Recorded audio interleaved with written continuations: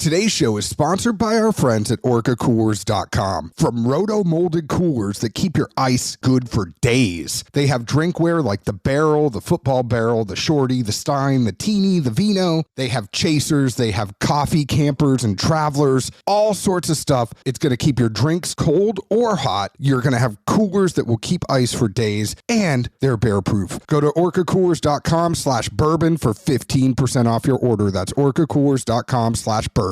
Today's show is also sponsored by our friends at Old Limestone Mixing Water. It is the mixing water of Kentucky bourbon. We are firm believers here at Dad's Drinking Bourbon. Drink however you want to drink. You want ice in it? Put ice in it. You want to put some water in it? Put water in it. And if you're going to put water in it, use water that was filtered through limestone in an aquifer that's 130 feet under the ground. Old Limestone's unique Kentucky limestone aquifer produces a rich, velvety, smooth water with hints of calcium and magnesium, which amplify flavors. Yet with no iron at all, you can make bourbon anywhere you want, but 95% of it is made in Kentucky because the water is special. Use Old Limestone water to mix. Take the taste test. Pour a bourbon neat. Sip it. Now add Old Limestone, swirl it, and sip again. Check out Old Limestone at oldlimestone.com, or they're available at a store near you or online. Bourbon and Beyond this September in Louisville, Kentucky with Bruno Mars, The Killers, Black Keys, Brandy Carlisle, plus Duran Duran, Billy Strings, The Black Crowes, The Avett Brothers, Blondie, and so many more. Bourbon and Beyond, September 14th through 17th in Louisville, Kentucky. All passes on sale now for as low as $10 down at bourbonandbeyond.com.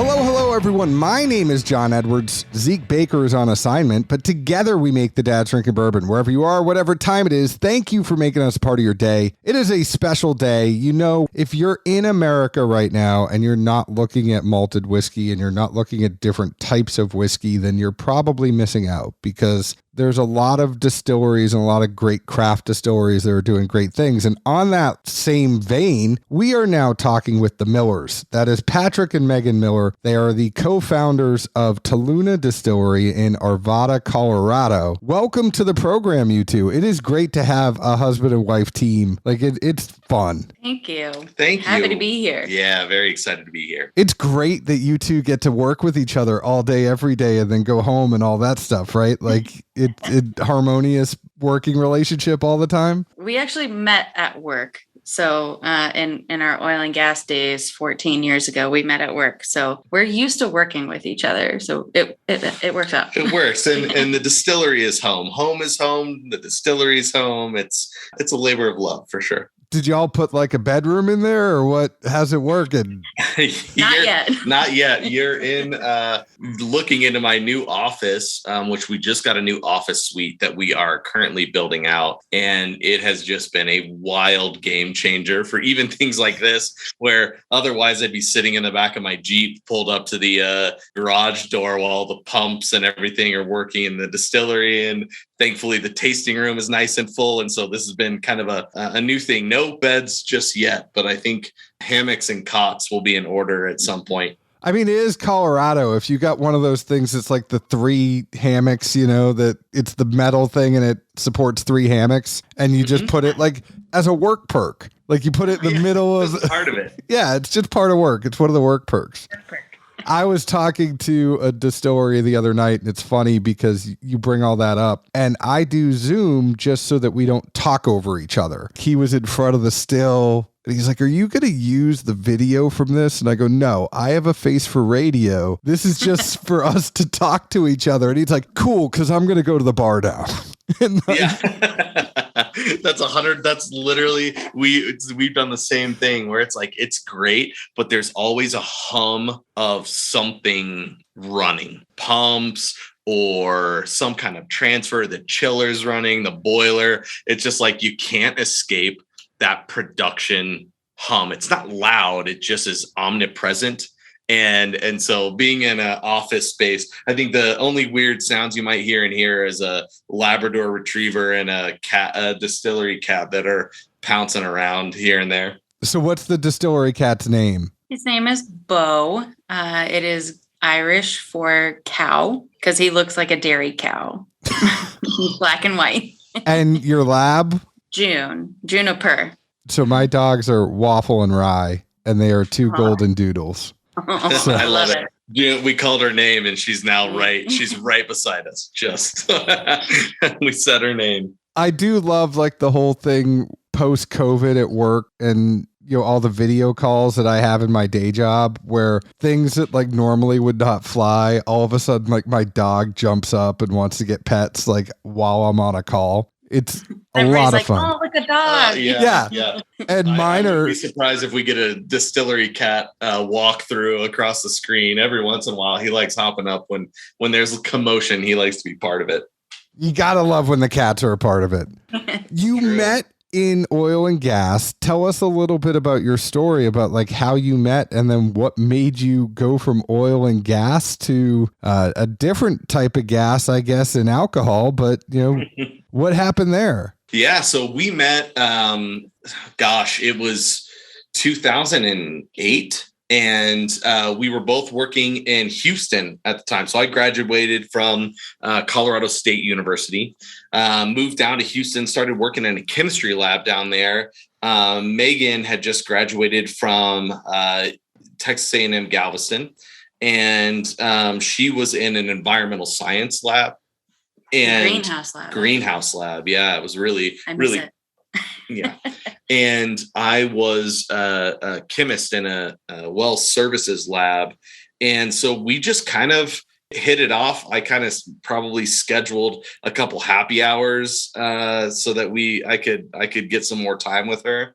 And that was kind of the kind of origin of getting to know each other. And we had such a great work relationship with each other and also with a bunch of friend group that really grew out of that. The company that we worked with, we got married in Austria in 2011, and we went to Ireland for a honeymoon. That Irish trip, this is kind of that origin story of Talnua. What happened during that, kind of miraculously during that trip, was we were watching the USA play Ireland. We were at a pub in Galway. It was the Rugby World Cup, but the Rugby World Cup was on in New Zealand. The games were in New Zealand, was the host country. So it was like 8 or 9 a.m. in Ireland, in Galway. Yeah, it was early. And so we go in. The United States, unfortunately, was beat that day. It was 9/11, 2011. So it was the 10th anniversary of 9/11. So the Irish were particularly nice to us that day. And they walked into that bar that we were in, the first Redbreast cask strength to come back into the market. So for all the single pot still lovers out there, Redbreast was kind of that first re-entry into the both Irish market and then global market for single pot still. And Meagan and I fell in love with that whiskey. I mean, the bartender was telling us the story. They were excited about this because this is really a part of Irish history that was being rebirthed in this pub, right? It's Friday morning. Middleton reps are out delivering this stuff all over the island, bringing this back for the weekend. It was a fantastic whiskey. We sat with it and it was like, man, this is really something special. And you could tell by the attitude of the folks around us and the bartender, like the excitement of this release. It wasn't just a normal delivery. And year after year, going back to Ireland, new expressions would come out. The spot line, green, then yellow, then blue, then red, now gold. The Powers line expanded. You had Powers John's Lane, Powers Three Swallows, Barry Crockett Legacy coming out of Middleton. But they were all made at Middleton. right? And so early on in the game, we would come home with suitcases full of this stuff, kind of bringing it back for friends. And it was a really exciting time to be a part of this kind of emerging style of whiskey and get to tell people kind of the history that we knew about it. And we grew to learn and share whiskeys that are top to bottom exceptional, right? I always say this about everything out there in the single pot still world is they might not be your favorite whiskeys, but they're clearly exceptional whiskeys. So if you're a bourbon person, that 100% barley might not be exactly in your lane. But for Meagan and I, who aren't traditionally bourbon folks, we really love barley-based whiskeys, really love both Irish and Scottish whiskeys.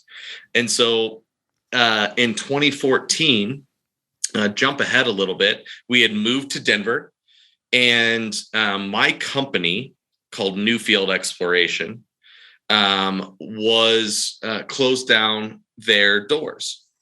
And it was a time that oil went from like $100 a barrel to like $40 a barrel, which now seems normal because of how crazy the market has been. But that was a big change. My company decided to close its doors, and it was actually there. It was in Denver, right? And they were going to move everybody back to Houston, but it was like we had already made a home now in Denver. And then it was Meagan's idea actually to get into the distilling world. Yeah. So like, I guess it was kind of wild. A month before we found out that his company was moving back to Houston, I got an email from Breckenridge Distillery because I had signed up from their to their emails, and it was like, okay, this is a class or course that we're going to be offering. It's by Jordan Vaya. He's going to do a distillery course. You'd learn about the ins and outs of not only like opening, running a distillery, how to distill, and the business side of a distillery. And I sent it to Patrick and our good friend Gordo, and I was like, y'all, we do this. Like when we grow up, we should do this. And then a month later, we found out that Patrick's company was moving back to Houston. And so then it was like, okay, you need to sign up for this. And you're a chemist by nature, so you need to figure out, go be free, go do this. Like kind of me living vicariously through Patrick, because I still had a full-time job that I was, in, and happy or not. And I was like, please go do this. Let's just figure out if we want this to be the rest of our life. And like, what do we want to be when we grow up? So we had a severance check and kind of this, like, nobody's doing this. Like, this whiskey is so good coming out of Ireland. Nobody is doing this. We've got to figure this out. We've got to see if this is something we really want to discover or explore more. Like at that point, it was still very early on. Is it possible? That was really the spark. Went up to Breckenridge. It was, I call it like adult overnight camp that he was at. So I didn't want to interrupt you because you two are going just perfectly. But the funny thing is, so guess who I interviewed literally last night was Jordan. Jordan Breyer. Are you serious? About really? Savage and Cook and all the stuff he's doing there. Literally interviewed him last night. Gosh, I've been a fan of his for a while, both from Breckenridge through Heaven's Door and I mean, there's just like, he's really a great guy. I wish I would have known. I'd have passed along a hearty hello. Yeah, he was just such a good interview. I mean, kind of like got along with him like I'm getting along with you all right now.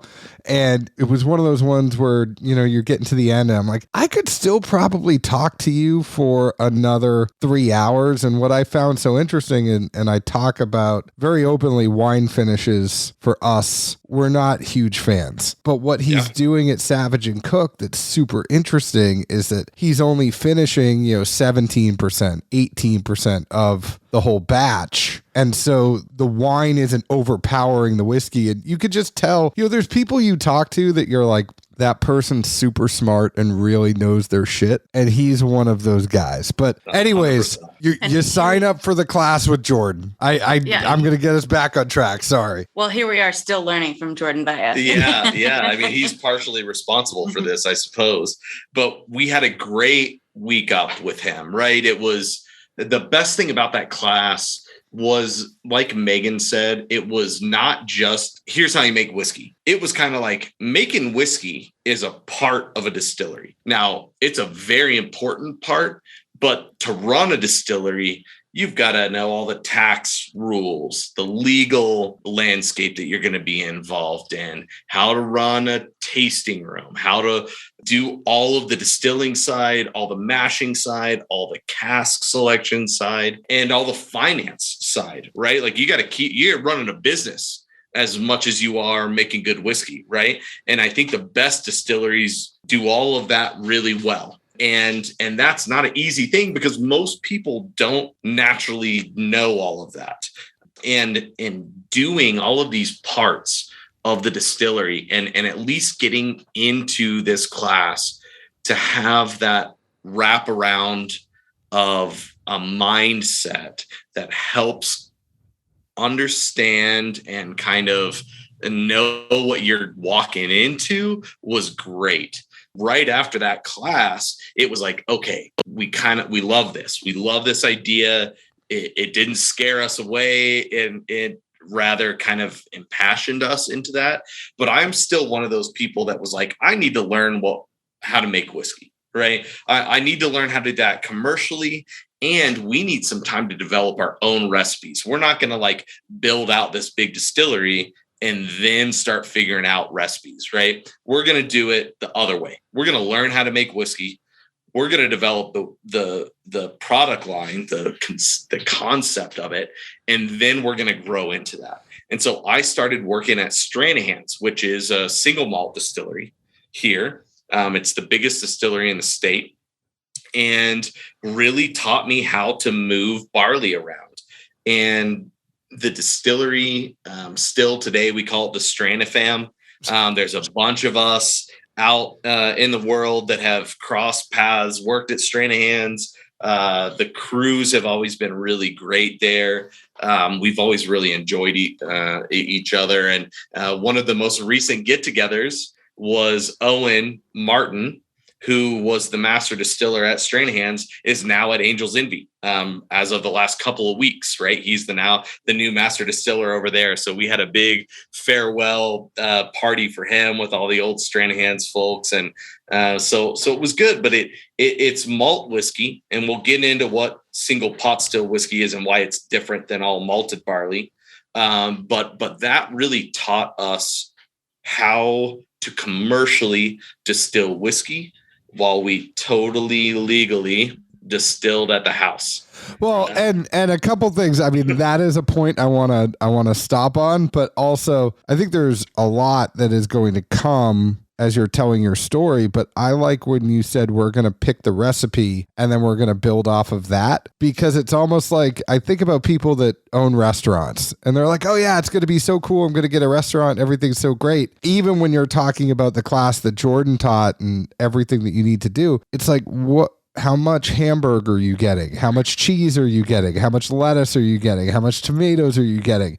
Because if you're overspending on your product, you're not going to run a good business. And it's like projecting, if you don't know what the recipe is, if you haven't determined what that is, you can't build a business around it because you don't know what to buy. It's the classic serving 10 friends at a barbecue and opening a burger chain are not the same. They're not the same, right? You can make really, really good burgers at the house and you're like the burger guy, but opening a restaurant that has volume and people, because it's not you making the burger every day, right? For a long time it might be, but as you grow that and scale that, if all of a sudden it's like, John's burger joint turns into someone else's just half-brained, lazy version of what the brilliance you created, it's no longer John's, right? And so like, how do you do that? And that's a really difficult thing. Scale up and trust in the people that are, we live this, right? I mean, it's almost 9:00 on a Thursday. Now we're drinking whiskey. We're having a great time, but we've worked a full day already up to this point. And we're here having this conversation because our folks are overdoing what they do best. And there's a huge level of trust and capability that comes with kind of handing those reins over and building something that has enough passion, top to bottom in the organization, that knowing that Kevin and Adam are over there running the stills, they care about every drop coming off of that, just like I would, right? It's our baby. But when we're building this to be a distillery for others. And it comes with a high level of trust, because I don't have eyes on it all the time now. I'm doing a lot of other things, right? I'm turning into the finance guy more than I am the running stills every day. I didn't start this to be the finance guy, but that's just kind of the nature of the ownership of a company growing something. You can't do everything all the time. And so that's one thing we've always been really proud here at Talnua is making a team that is impassioned individuals that are better across the board at the job that we presented them with than we ever were. And it's a special thing. I think it's a difficult thing for distilleries and businesses to achieve in general. Talnua, and we should mention this, right? It's Gaelic, isn't it? And what does it stand for? So it is Irish for new world or new land. So bringing this old world style of whiskey to the new world. Got it. And, the big question, this is you're a husband and wife. You had a severance package. How did you turn a severance package check into a distillery? Because we all know how much distilleries cost. The severance wasn't that big. I can tell you that. It was a 6-month vacation. Yeah. But no, it was, honestly, we,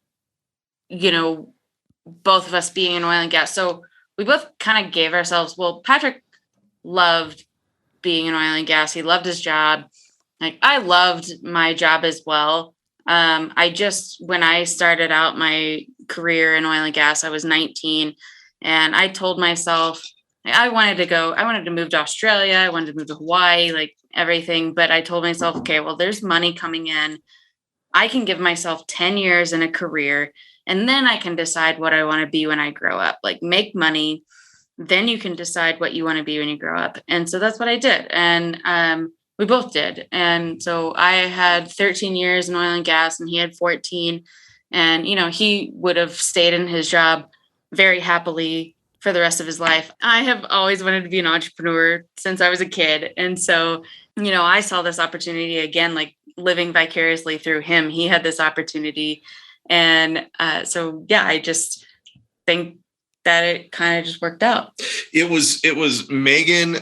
I think she sells herself short a little bit. When you're talking about this, we don't tell people how much it costs to start a distillery, because our circumstances were wild and they were fortunate. They have been rugged and rough at times, and we have had to bootstrap a lot of things.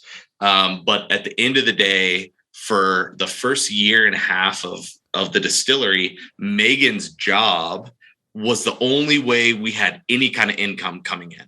Right? We built out a facility. We then waited for 15 plus months for whiskey in 15-gallon barrels to age so that we could just get open with product in a really small local market.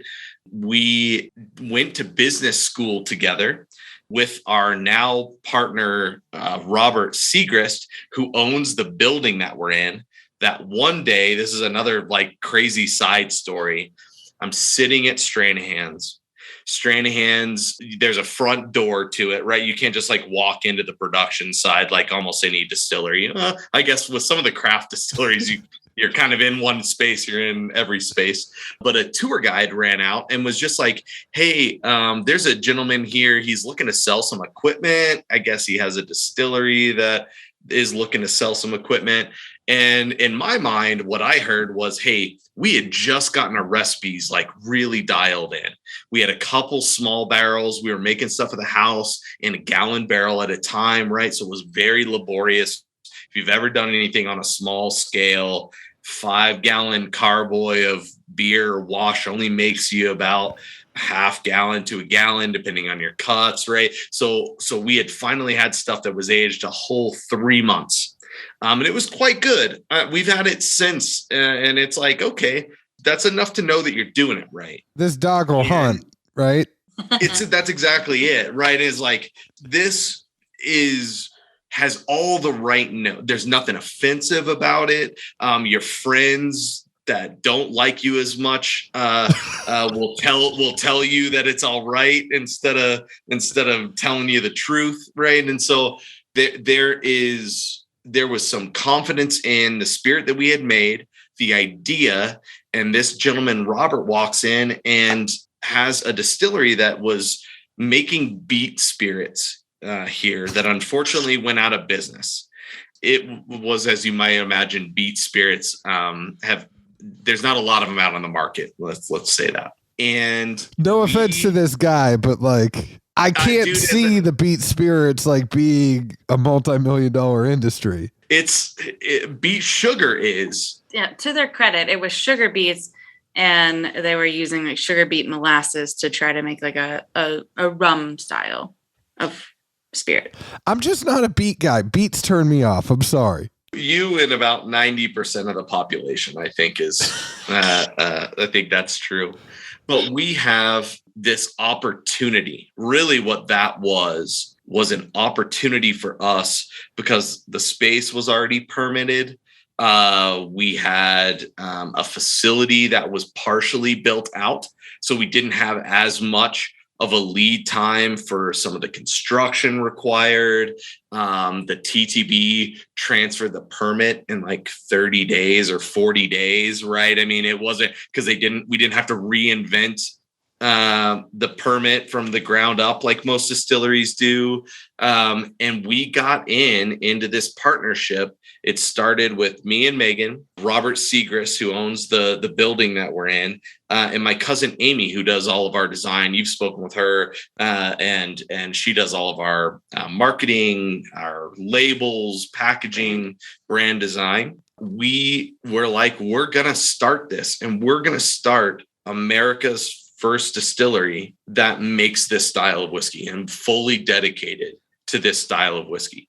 And part of the reason is because we're in barley country, thanks predominantly to the Coors family, who started paying family farmers out here to grow barley in mass to support the large brewing operations. Barley grew here fantastically. It's Moravian barley. So barley that was brought over from a region called Moravia in Bavaria and Czechoslovakia, right at the foothills of the Alps, grows extremely well right here at the foothills of the Rockies. Otherwise, we would not have been the first Irish Americans to have made this style of whiskey, but barley doesn't grow east of the Mississippi.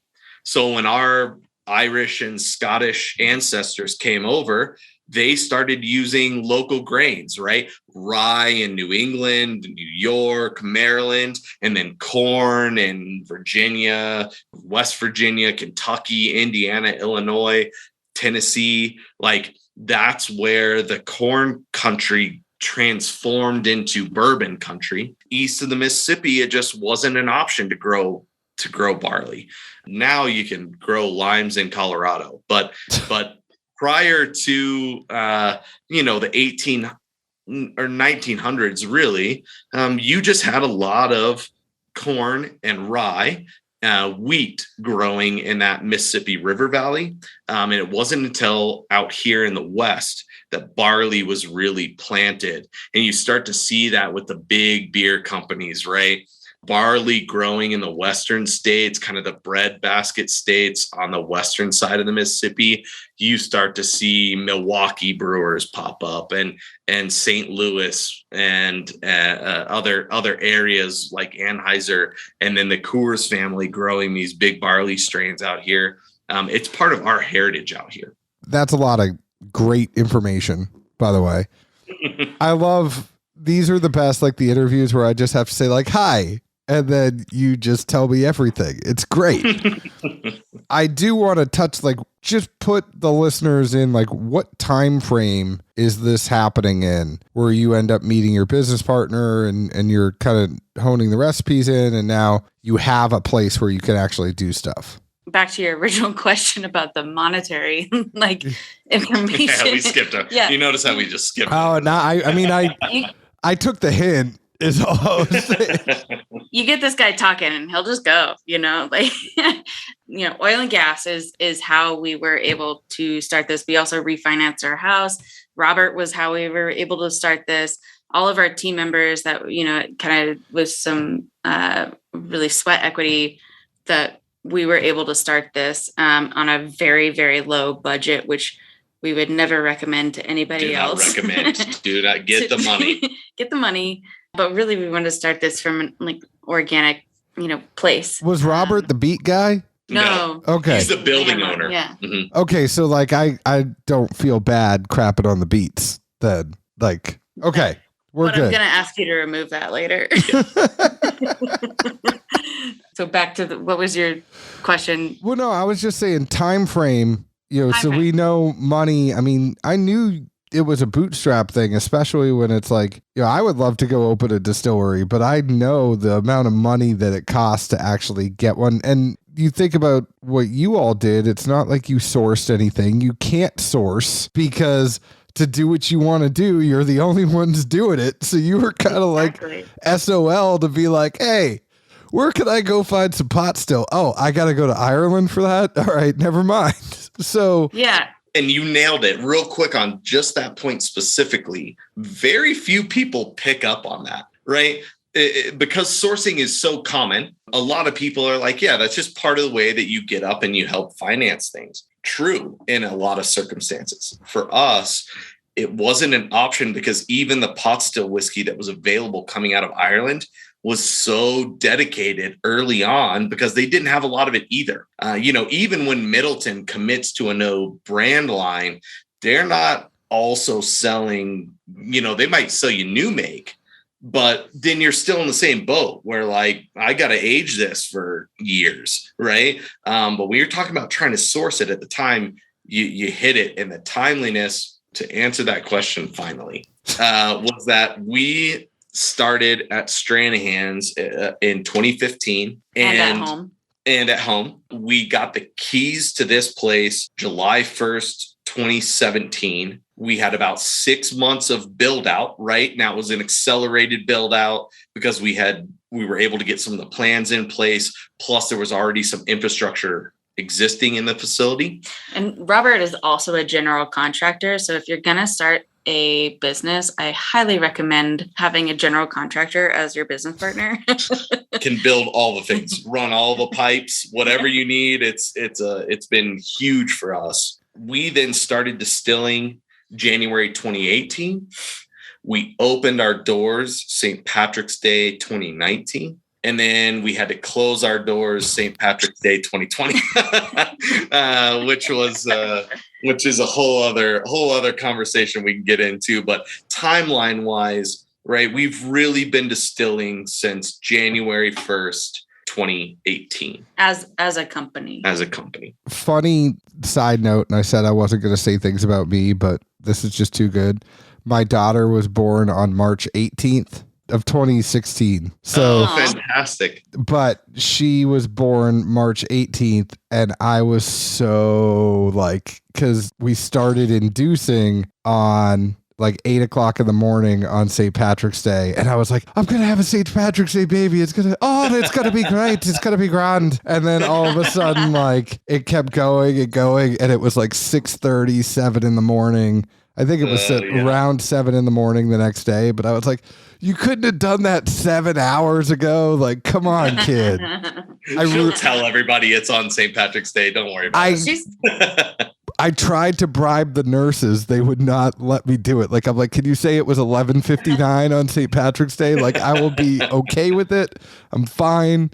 I did everything I could, but it is nice if you're going to be an Irish-based brand to have things happen on St. Patrick's Day. I kind of feel like it's a little lucky. We've had, first of all, we meant to open in 2018 or July 4th of 2018. Mm-hmm. And then there were some setbacks with labeling and government shutdowns. Mm-hmm. And it was only going to be gin at the time too. So kept getting pushed back. So then we were like, well, let's just embrace this. And St. Patrick's Day it is. But I will also say that your daughter will still have so many fun birthdays. I'm a Halloween baby and I love Halloween. Yeah. That's awesome. It is a great holiday. I love decorating. I think Halloween is one of my favorite holidays to actually decorate for. But absolutely, it's just a ton of fun. She'll love her birthday. Absolutely. Let's fast forward. You have this distillery. Right now I'm looking at 1, 2, 3, 4, 5 SKUs. You're about to add a sixth. I've been sipping through these. I've been taking nips because you can hear in my voice I'm still very clear. I'm not overdoing it here. But there is Old Saint Keep American Pot Still. There is an American Pot Still finish in bourbon cask and staves. It's triple distilled, 43% ABV. Everything seems to be 43% ABV. What is a continuum cask? Is this like your way of saying a Solera barrel? That's exactly it. You hit it on the nose. So we have, and I'll give you the flyover of the spirit line. Continuum cask is a really great place to start. It is a large oak Solera vat that I'm really proud of it because this is one that we were listening to the whiskey. We used to only have quarter cask whiskey. I said a little bit earlier that we started with 15s. We then grew into 30s. That was known as our quarter cask line. But as those started to approach 2 years, they had a lot of oak on them. And with barley-based spirits, kind of different from bourbon, especially if you've got for the bourbon-centric crowd, barley interacts differently with oak. All grains do. And you can really shout over the top of barley. And so one of the things is, as the barrels were telling us that the oak was already present, it was there, I needed to get it out of those smaller barrels. So we then bought a big fooder.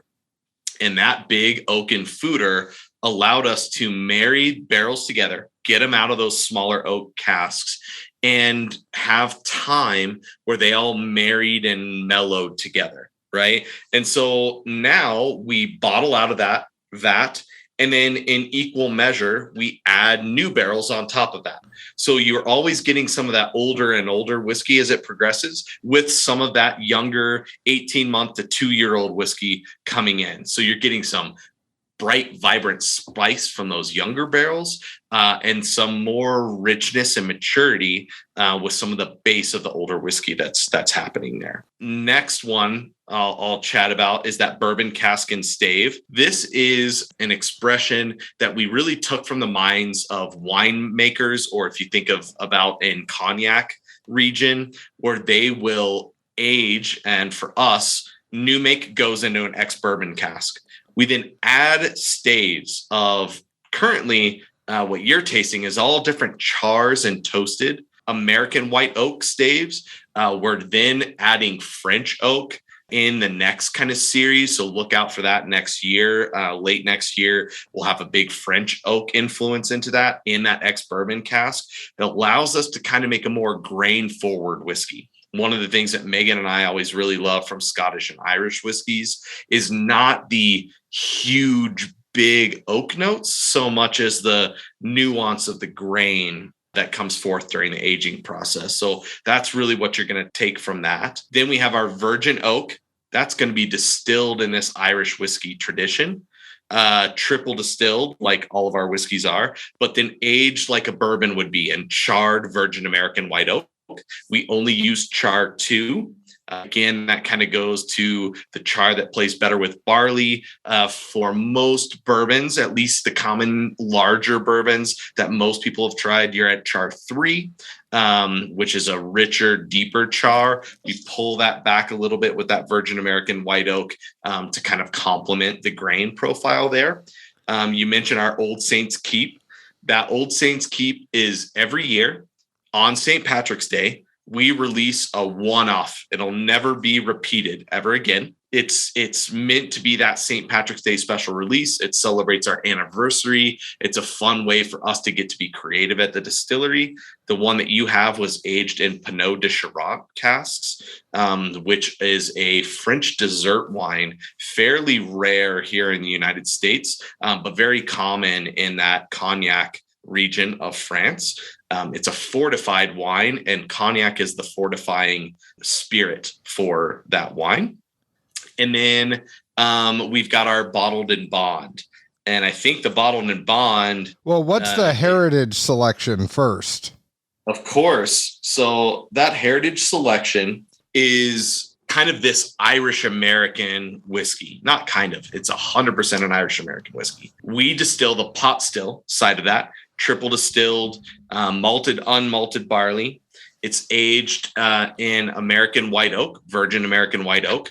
We then import grain whiskey, predominantly French maize, French corn, distilled on column stills. It's a very light, bright whiskey. We blend that in-house after aging in Talnua. And that is going to give you like a Jameson Tullamore Dew, kind of that famous, easy drinking blended style of whiskey that comes out of Ireland. That's pretty cool. And now, last but not least, the piece de resistance, because it's new and things that are shiny and new are fun. Tell me about this bottle and bond. It's both shiny and new and a glimpse into the future. So one of the things that I think is special about what we do at the distillery is, since pot still whiskey, single pot still, I'm going to decode that as part of all this language here surrounding this whiskey. Single pot still, single means made at one distillery, right? Same thing with single malt. I know you've had folks on here that have helped describe that. Single means grain to glass, made at one distillery. Pot still whiskey is the use of malted barley and unmalted barley. Kind of like taking a green apple off a tree and a cooked apple, how different the flavor profiles are. The malting process is sweeter, brighter. The raw barley side is more earthen, rich, and spicy. And them married together makes a very unique whiskey. That's what pot still whiskey is, that marriage of malted and unmalted barley. So you've got your single pot still whiskey. We're 50% malted barley, 50% raw barley. We're then triple distilled. Then we aged that whiskey in virgin American white oak, right? For a minimum of 4 years. It's at 100 proof, grains from a single season. Grain, all produced at a single distillery by a single distiller. This is kind of that bottled and bond, that 1897 regulation that has been the champion of American whiskey product quality, that the distiller is saying this was all us, all from grains of a single season, aged under government supervision for a minimum of 4 years in our bonded warehouses. And it's a statement of quality for our consumers. Like this bottled and bond, it is the very first of its kind. There has not been another single pot still, because we're so early into this game, that has met those requirements or even come close to that. Well, and I was going to ask, not to cut you off, is there even a bottled and bond requirement for single pot still? Or is it just like, just so y'all know, we followed all the stuff that other people did, and the TTB might not have I know it's a gray area, and I'm not trying to put you guys in a trap, I promise, but it's like, it's uncharted territory, which I find interesting. Like, you all are you're paving the way for any other distillery. I mean, everybody's talking about American single malt right now. You guys are in a class on your own. If you come up with bottled and bond American, pot still, then guess what? You guys do it because you've met all the requirements of what a bourbon would do. So why not? Like, I see nothing wrong with it. There's kind of two things going on. Being an American single pot still whiskey, there's no category for that, obviously. And that's kind of one of our goals here, is to, just like our friends with the American Single Malt Association, I always forget what the acronym is, but we want to create a category for American pot still whiskey. And so what we do as a distillery, we follow the Irish whiskey technical file. So we follow all of the same requirements that the Irish have to follow to be a pot still whiskey, provided, we are not aged in Ireland for 3 years and we don't use Irish water, right? But we follow everything else that we can. And so the Irish whiskey technical file is kind of our standard of operation. And so we follow that in order to set a standard and to really maintain the quality that we want to see in the American style of pot still whiskey. And then the second kind of category there is the bottled and bond. Because we are the first American pot still whiskey, we were also able to be the first American pot still bottled and bond whiskey. And the TTB, to Megan's point too, as long as you meet all of those requirements, there is a category in chapter 4 of your handbook of the TTB, as you're just casually reading that is just whiskey. All the whiskey categories that we know, that we talk about all the time, including single malt and wheated whiskeys and rye whiskeys and bourbon whiskeys, are subcategories of the greater category of spirit making that's just whiskey, right?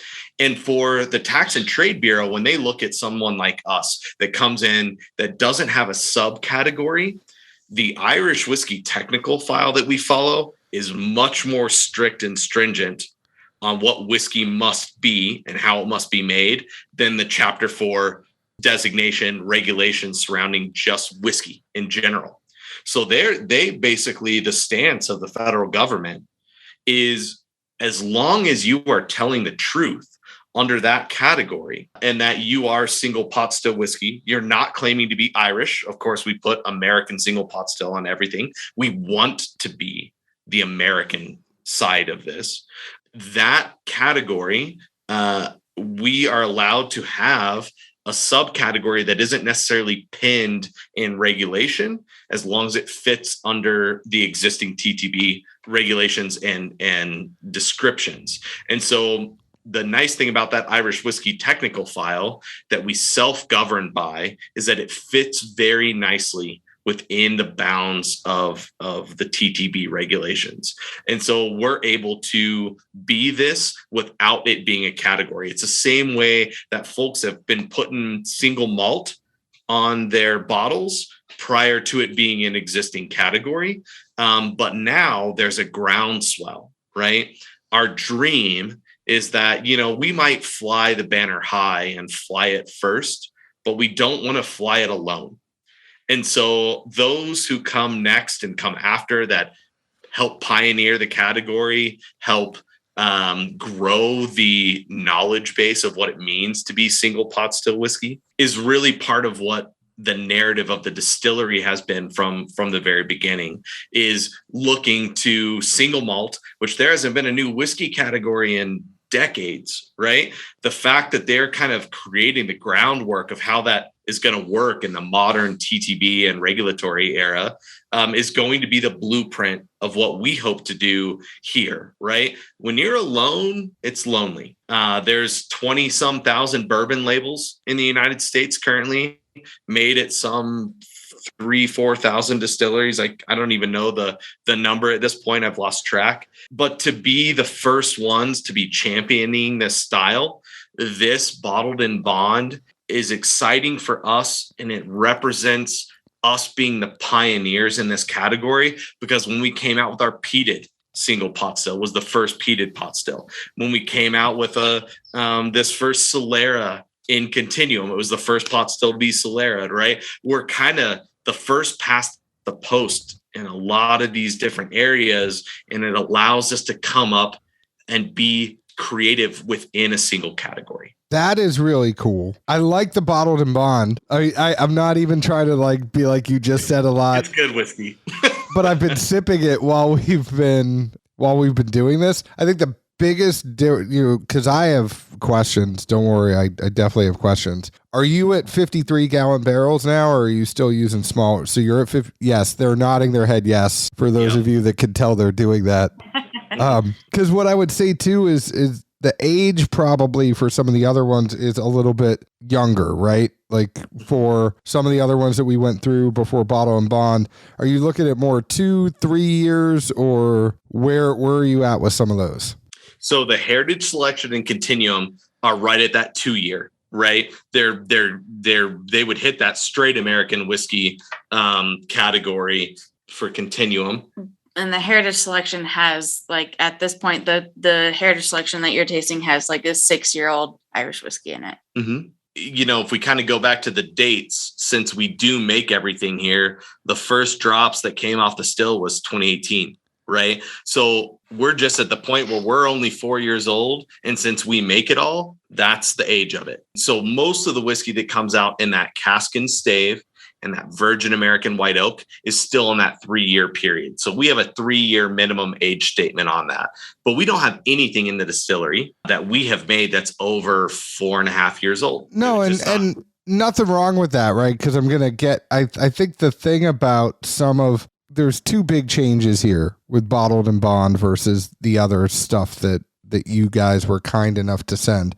Number one, the proof, right? Because the other ones are all going to be 43 ABV, 86 proof. This is going to be 100 proof, 50 ABV. And then you have just like the age, knowing that it's 4 years. I am just a firm believer, and I'm not a chemist. I'm not a distiller. I am a consumer and a person that bullshits behind a microphone. But there is just something about whiskey when it turns 4. That I feel like the jump from 3 to 4 is a big jump, and there's a reason why Bottled and Bond was put at 4 years and all that kind of stuff. I just feel like you can tell that with this Bottled and Bond, just the way that it hits, especially the way the barley kind of hits the back of your throat, it's just a deeper, richer, fuller taste. Then, I think some of the other ones are really nice. I mean, I like Irish whiskey. I'm known to drink a Redbreast 12 around St. Patrick's Day myself. I think, and right here, I still have for a rainy day. This is a very rare Middleton that we were sent fantastic. once. So yeah. I didn't even realize that was right there, but so I do like an Irish whiskey, and I'll be known to say that I like pot still whiskey, and I like all types of whiskey. I love this bottled, and like the other ones, they're light. They're like what the difference where you have with LTOs in pot still, the ones that you have that are in the 80s proof, 80s in general, right? They're going to be lighter. They're easier. They go down.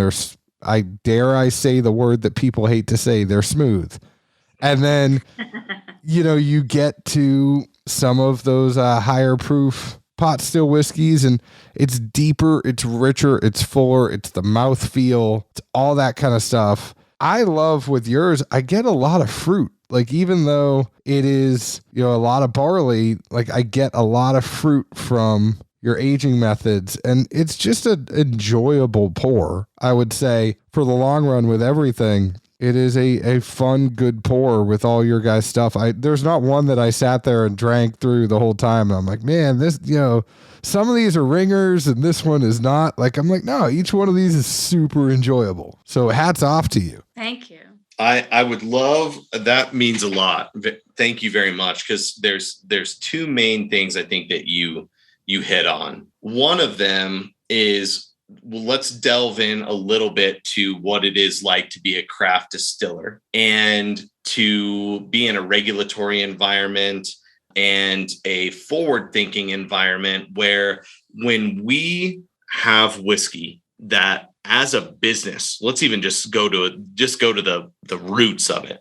we have to decide the proof sometimes a year before it's even ready to be out of the barrel. That's because we have to get labels approved. We have to get them made. They have to be designed. There's a lot that happens for the product to end up in your hands that isn't even on the whiskey's timeline, right? It's on 3-4 other timelines from label production, glass production, TTB approval, right? God forbid we learn through like COVID and all that, even cork production, stupid stuff like that. Paper labels with like paper. I mean, there's paper shortages. I mean, so when we have to make some of these calls, again, I hope I'm not saying this when we're 10 years old. But as a 3.5-year-old distillery, we had to make calls at 2 years what the bottled and bond was going to look, right? And now firmly within the regulations of bottled and bond, there's some decisions that are just made for you,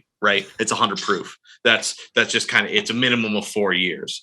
For some of these others, and when I said earlier that it's a glimpse into the future, is that I kind of want to be the E.H. Taylor of American single pot still. Everything's bottled and bond. It's a minimum of 4 years, right? There's some of that we know now that some of the whiskeys play really well at 86. I think that Heritage and the Continuum, they're going to be at 86. They're meant to be the easier drinkers. They're meant to be, our consumers have told us this, right? You're a whiskey guy, but we've got a whole world of people out there that spirits are new, and that 100 proof is high. It's hot. It's not smooth, right? It's not as kind of easy to cocktail with.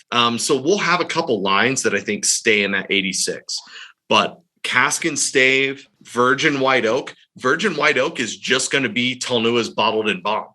Same thing with that bourbon cask and stave. You're kind of drinking the future of the whiskey as it's going to progress, because that stuff that you're tasting right now is still stuff I made in 2018 in the first few months of opening a distillery on a handmade pot still and a couple dairy tanks for fermenters. And so you're tasting the history, but the future is really bright, because I think you picked it out. I think our whiskey does need to be 100 proof. That triple distillation, if you only double distill that unmalted barley, it can be a very heavy, oily, dense, earthy flavor. That triple distillation lightens that body.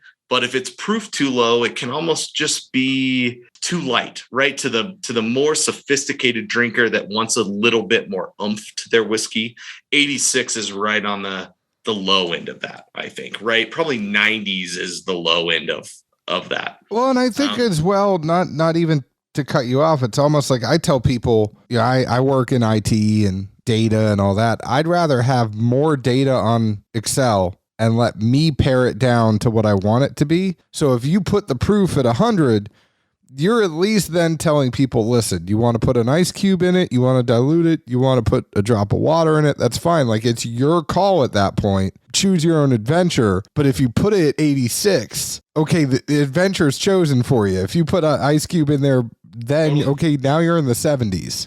I'm 100 proof with you. I love that. That was bad. That was a mom joke. She's a whiskey Meagan. She's got red cheeks. She tells a bad joke, and you can see it on her cheeks immediately. I love a good dad joke. Oh man! And funniest thing is, it's not funny at all, I suppose, but it is kind of the relationship that Meagan and I have. I'm a guy that's whiskey between. I think 86 still has enough shoulder. Right? It's enough that if you add an ice cube to it, especially as a novice drinker, someone that wants something a little bit softer, it still keeps it above 80, right? Like, you can add a couple ice cubes to it. You're not immediately diluting that down into the 70s or 60s, right? You've got a minute with it if it's a hot day and you're wanting to kind of open that up, enjoy something. I'm kind of a 90 to 100 proof guy. That's where a lot of the whiskeys that I love and enjoy the most fall. Meagan is cast strength all day. She's like, give it to me at 120. I don't think we barrel it we barrel everything, almost everything here at about 110 proof. I can get into that if you want to chat about that. That's a altitude related extraction thing. It is a whole, like, we're going to have to do another one. You guys don't even realize we're already an hour in, and I'm like, I don't know how we're going to wrap this up. I know we need to, and I know we need to do this again. Cause I mean, if you're getting into dorky stuff like altitude concerns for how you're proofing the whiskey, I find that incredibly interesting. But no, I mean, I think it does come down to, for me at least, right? I call them like homework pours. Like, you need an 86 proof if you're working during the week. If I'm working late, if I'm up editing, I'm not drinking cast strength because I need to like remember what I'm doing, and I just want to that's great. Have a pour. I like it. And then weekend comes. Then I might get a little more like Meagan, like the cast strength comes out. It's okay. But during the week, my family goes to bed. I'm up doing the interviews. I'm up editing, whatever it is. I can't be putting back like 126 proof Four Roses. I'd be on my ass. Yeah. No, just so you know, like, I'm only on like one of those. I just prefer the heat on, like, I just get a lot more out of it when it's a higher proof. I get it. Now, I am big on that. What I will tell you is, like, if you're buying a drink, like, this is my problem with Pappy. So everybody says like Pappy's the greatest thing ever, right? It's not. It's no longer Sitzelweller. Sorry, Buffalo Trace, don't hate me, but it's not. It's not the same stuff it used to be. And when you get to the 20 and 23, it's a low proof. And yes, it's not like the lowest proof in the world, but if I'm spending $2,000 for a bottle, I can't have the proof be under 100. It's just something for me. And I know there's so many Scotch drinkers out there that are like, I spend all this money on bottles that are under 100 proof all the time, but it's the mouth feel. It's like feeling like if I'm getting a thin pour at that price point. I mean, number one, I never spend that much money for a bottle in the first place. Number two, like, I'm talking about if I buy 2 ounces of it or an ounce of it at the bar. Yeah. Cause I'm not money bags over here, but I just need a thicker pour if I'm going to spend the money. This bottled and bond though, where you said you might think it's a little harsher than the other ones. I don't think, I mean, it's still got that fruit bomb to it, and I'm not getting harshness. Like, it still goes down easy. I think it drinks probably easier than you're giving it credit for, and you distilled it. I really appreciate that. I think one thing that we like to say here, and one thing I'm really proud of, sub 5 years as a distillery that is still really doing day-to-day nuanced changes to dial things in, is that we make a very elegant whiskey. Across the board, I think our whiskeys are approachable. They are nuanced. There is complexity. Every single one, kind of going back to the second thing I was going to address 30 minutes ago, was that each one of the spirits that we presented to you is different. But in reality, they are of the same ilk. They have similar, if not the same, mash bills. They're aged a similar amount of time. They are, I think, incredibly complex for 2-3-year-old whiskeys as far as other things out on the market that would be similar.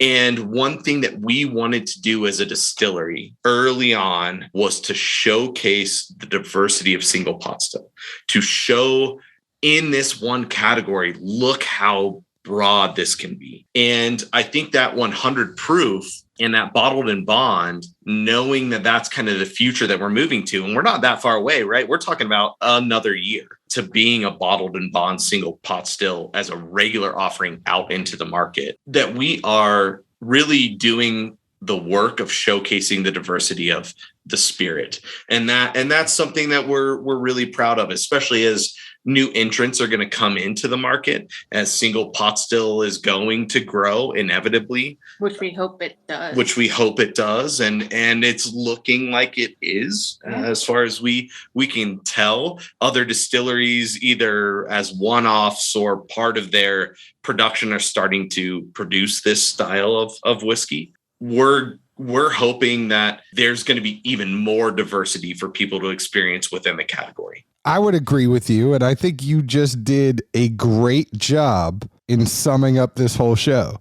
And I would love to have you guys on for another 2 hours, and we will do this again. Know that you have friends here in Nashville, Tennessee now, whenever you're coming through, and also whenever you want to come on and talk more about this, because I find this pot still category interesting. I find so much stuff interesting in what you're doing, and I just want to see what Talnua does going forward. I think it's a great story. I think it's just the fact that you guys were able to open with just you two, and the story, and I know we were specifically vague about finances and all that other stuff, and that's fine. People know at this point, how much it costs roughly to run a distillery and open a distillery. And the fact that you guys were able to grind and get around that, it's something when the universe tells you, a guy comes into Strataheads randomly and is like, hey, I'm looking to sell some stuff. And you're like, actually,